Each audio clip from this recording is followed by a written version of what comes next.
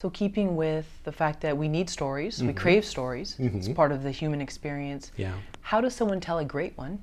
Okay.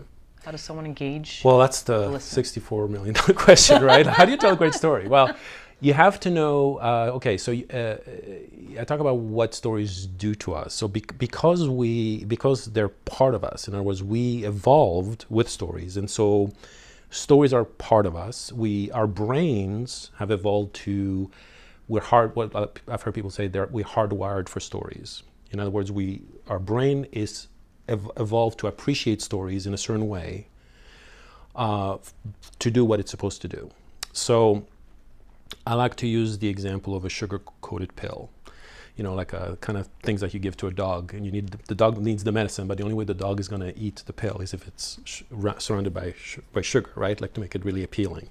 Stories are that. They're a sugar-coated pill. So at the core of a story is the meaning, the purpose of what it's supposed to do, which is to teach us a specific lesson, right? And everything else is the coding to make it entertaining. In other words, all the comedy, the horror, the suspense, all those emotions that we talk about, that we love, that we pay money to see, are the sugar to make it entertaining.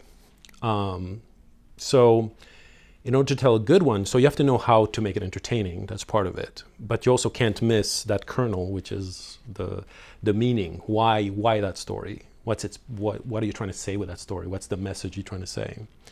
So you have to know that because stories are lessons for us, and the only way we could relate and the only way we could absorb that message is to see someone experiencing what we're supposed to learn. So there's this thing called mirror neurons, which I don't know if you've heard. Basically, our brains kind of don't know the difference between imagination and reality.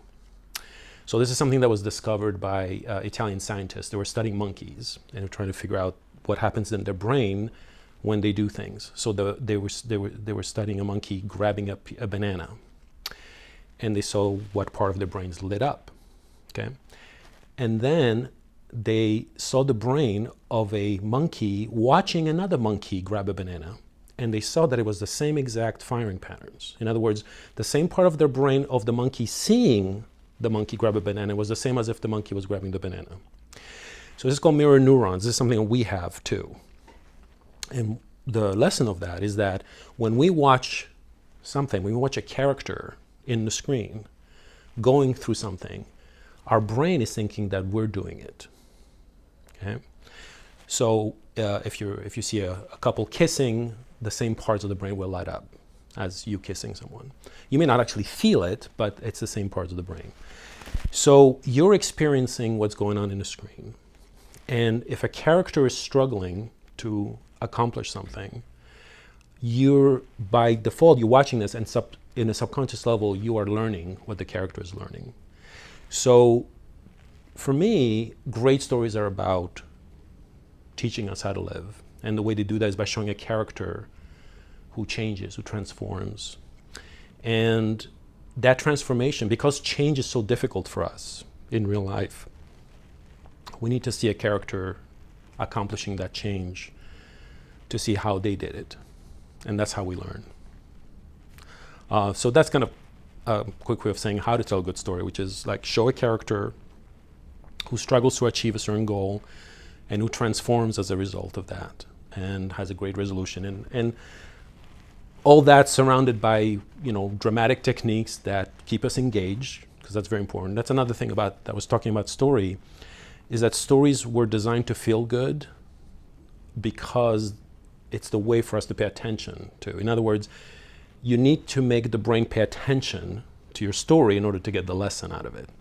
And all the stuff about, entertainment, that's the paying attention to. In other words, when you show, for example, you create suspense in a thriller, right? Your brain is doing something that makes you pay attention. That's how we evolved to do that. So, dopamine, there's oxytocin, which is the empathy drug that mothers get that when they're with their babies. We get that when we hug someone. So oxytocin is what's called the social or the bonding hormone. because we're social animals. And so when you see a character and you create a character that you care about, so there's actual techniques, dramatic techniques you can use to make us care for a character, then oxytocin is going through your brain and you bond with that character. You care about that character. That's what keeps you engaged in the story, and you're paying attention. You're not disengaged. So that's how you tell a good story.